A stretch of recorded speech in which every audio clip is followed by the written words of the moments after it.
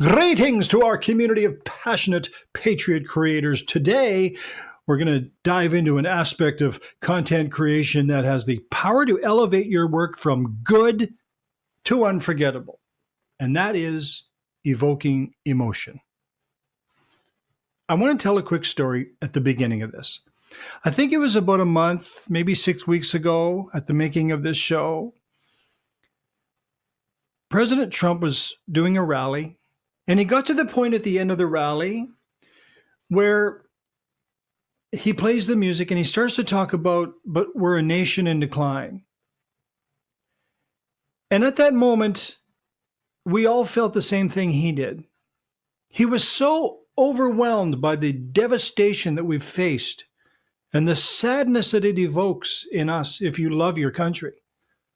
He, a man who's not known for showing his emotions, had to stop because of the sadness. And for a minute, the music played. He couldn't talk. We couldn't talk. It was dead silence and 50,000 people. And we were all feeling the same powerful emotion. Whew. Yesterday, I did a TikTok because I was flipping through TikTok as I had my afternoon tea here at my desk. And I heard this woman that I watch all the time, and she's calm, cool, even funny. Actually, she's kind of a funny person. But this TikTok, she went off on the state of the country and what, it was a political thing, and she went bananas. I mean, she actually lost her cool, and there was a rage that came through, and that was okay because it fit. It was genuine, and she just let it all hang out, man. And then I had to respond to that because we often feel that way. We often feel like Trump did when we think about the state of the nation. We can't talk. Here he is giving a speech, and the best part of the speech, as far as being memorable, was the time he didn't talk, and we just felt something. The most memorable content, the kind that lingers and prompts action, often connects with the audience on an emotional level. As conservative creators, how do we harness this tool? It's very potent.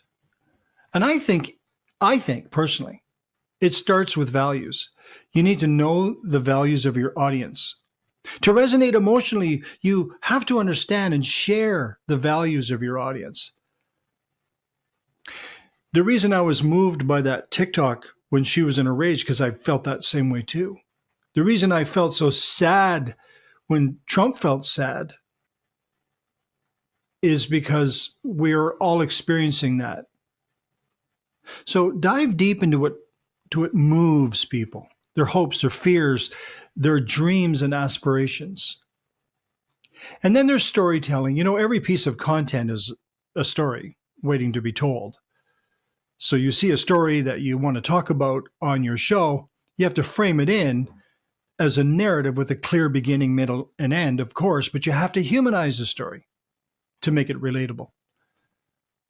Now, if you do this and you ensure it aligns with your conservative principles, it is super powerful. It draws people in. The emotion makes the narrative work. So visual and audio elements. Like I was telling you, Trump had the music playing. Now, a picture can speak 1,000 words. Music can elevate an emotional tone.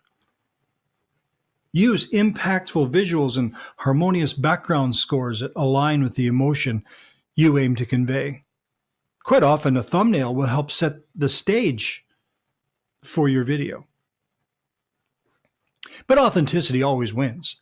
Genuine emotions can't be faked, whether you're sharing a personal anecdote or discussing a broader topic.